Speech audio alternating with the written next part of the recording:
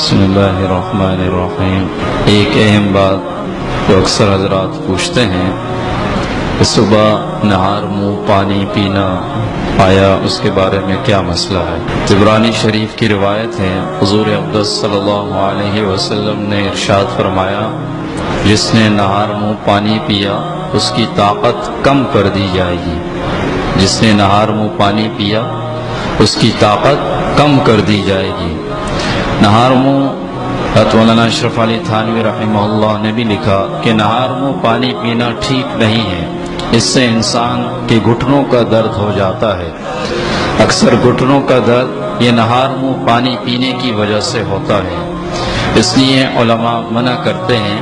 بلکہ امام شافعی رحمہ اللہ فرماتے ہیں کہ چند چیزیں ایسی ہیں جو انسان کے بدن کو کمزور کر دیتی ہیں، انسان کے بدن کو کمزور کر دیتی ہیں۔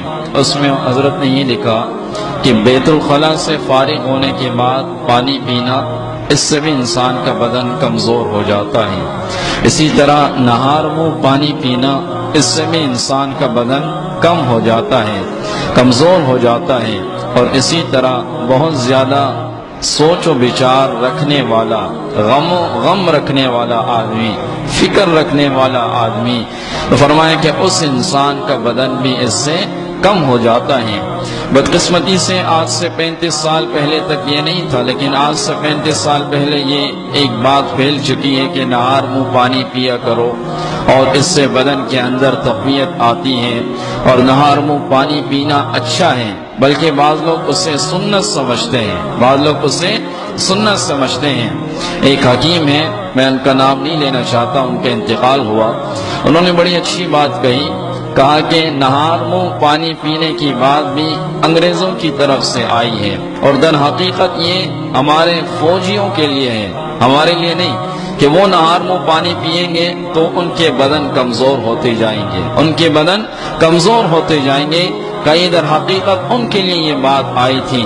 اور آج بھی باہر ممالک کے اندر کوئی انسان گھٹنوں کے مرض کا شکار ہوتا ہے تو ڈاکٹر سب سے پہلے اسے یہ کہتا ہے کہ نہار منہ پانی مت پیا کرو، نہار منہ پانی مت پیا کرو۔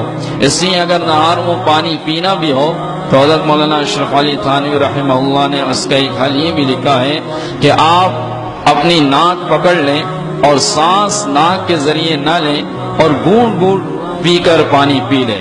ایک گھونٹ لے لیں پھر اس کے بعد پانی پیئیں، سانس ناک کے ذریعے نہ لیں۔ حضرت نے اس کا یہ حل لکھا ہے۔ اور اس کے علاوہ نہار منہ پانی پینا ایسا نہیں ہے کہ ناجائز ہے، لیکن بدن کی کمزوری کا خدشہ ہے، بدن کی کمزوری کا خدشہ ہے۔ پانی کے آداب میں سے ایک یہ ادب بھی ہے کہ پانی جب پیئے تو پانی 3 گھونٹ کے ساتھ پیئے۔ رسول اللہ صلی اللہ علیہ وسلم پانی پیتے وقت 3 گھونٹ پانی کے پیا کرتے تھے، چاہے پانی ہو یا کوئی اور مشروبات ہو، اور سانس لیا کرتے تھے درمیان میں، اور وہ سانس بھی اس برتن کے اندر نہیں، بلکہ ایک گھونٹ پیا اور برتن علیحدہ کیا اپنے منہ سے، پھر سانس لیا، پھر دوسرا گھونٹ پیا، پھر اس کے بعد علیحدہ کیا، پھر تیسرا گھونٹ پیا۔ اسی طرح رسول اللہ صلی اللہ علیہ وسلم نے بڑے مشکیزے میں یا بڑی بوتل کے ذریعے، آج کل لوگ بوتلیں ڈائریکٹ منہ میں لگا لیتے ہیں، تو اس سے بھی رسول اللہ صلی اللہ علیہ وسلم نے منع فرمایا ہے۔ بڑے مشکیزے کو یا بڑی چیز کو منہ کے سہارے لگا کر اور اس سے پانی پینا، اس سے بھی اللہ کے نبی صلی اللہ علیہ وسلم نے منع فرمایا ہے۔ تو پانی کے چند آداب ہیں، اس میں سے ایک یہ بھی ہے کہ انسان بیٹھ کر پیئے۔ بعض اطباء کا یہ کہنا ہے کہ کھڑے ہو کر پانی پینے سے بھی انسان گھٹنوں کے مرض کا شکار ہوتا ہے۔